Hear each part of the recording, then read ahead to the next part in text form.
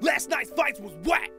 First of all, these guys in here caused confusion, and I'm here to put these ass whoopings down to the maximum effect.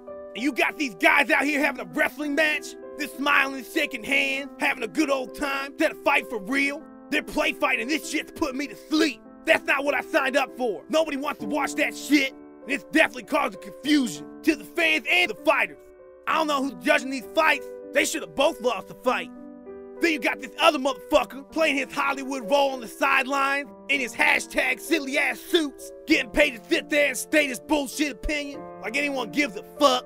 You've been here like 2 years and you pulled out half your fights, so I don't know why you think you're calling the shot.